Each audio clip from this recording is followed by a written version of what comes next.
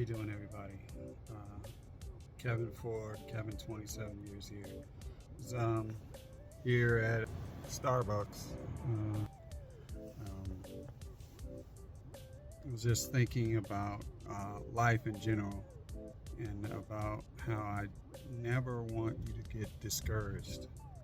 I want you to know that not only that I love you and that you're the best, that's not what you're worth, it's are you worthy, but about life in general. When you're in your room, when you're young, older people, middle-aged, whatever you are, I know life hits hard.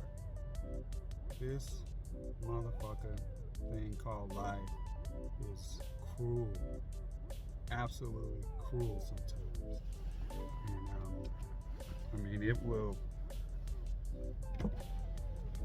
just bust you up. Would you like a receipt? No, thank you.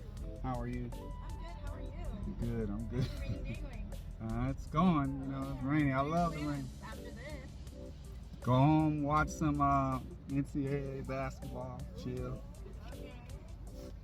But people that'll brighten up your day. All right, thank you so much. All right, you too. But never get discouraged. When you're having a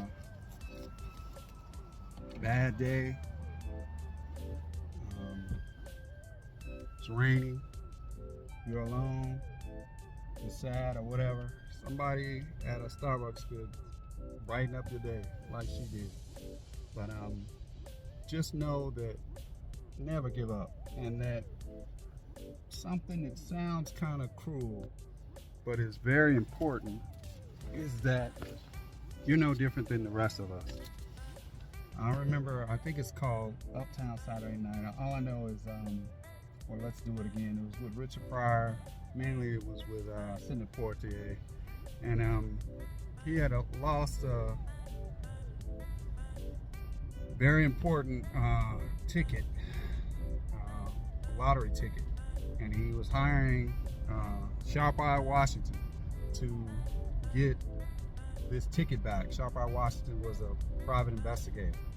And it turned out Sharp Eye was worse than the people that took the ticket. You know, he was shiesty, no good, and when the police busted them as they left his office, they couldn't even get to their car. The police busted Sharp Eye, and he's like, you know, he had already paid him a retainer, and he was like, why? She was talking to him, he was like, why me? And Sharp Eye stopped while they're handcuffing and said, why not you, brother? And that is so important. We, as humans, especially Americans, we all think we're on our own little reality show when there's no camera on us at all, unless we're doing TikTok or IT or something like that, or YouTube. We're just like anybody else, whether we're rich or poor or have just a regular financial life or whatever we have, whether we're what people consider dumb or people consider smart, all that stuff doesn't matter. None of that matters. None of that social status, none of that stuff matters. We're all just human.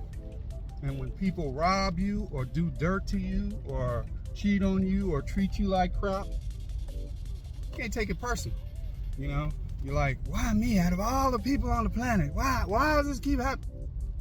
Motherfucker, you just like the rest of us. So don't hold yourself above anybody because you're just like the rest, anybody else on this planet. That's a tough message to take, especially for the youth, because we all, you know, when we're young, we think we're invincible and we think we're on camera and doing our own personal reality show. And all of us kind of think that. And we're not. All we're doing is trying to get through this thing called life, trying to get a Starbucks and go home, trying to get a freaking Dutch Bros, you know, and go home, trying to go to Home Depot or Walmart. All we're trying to do, or you know, send our kids to school, or get through school, or get through a test. It's all the same bullshit for everybody, you know. Some people might have what we consider better than the rest of other people on this earth, or have it better than you and me, and there's a whole lot of people that have it worse. You know, I love America. It's the greatest country on the earth, but that's the problem with this country is the people that have, the haves have way too much, and the people who have nothing have way too little. So when you think you have it bad, take a tour around some of these neighborhoods. You know, I've had the pleasure of delivering for Uber and, you know, Uber Eats and DoorDash, and I've met some of the greatest people on the planet, and they're all broke as hell. All the people who had money didn't tip, didn't treat me right, you know. I was really just, you know, doing it for the job, trying to make ends meet. But it was amazing to me how the people who were the brokest were always trying to give me money. I would not accept it, but they always forced it on me. They just, you know, wanted to do what they could do, you know.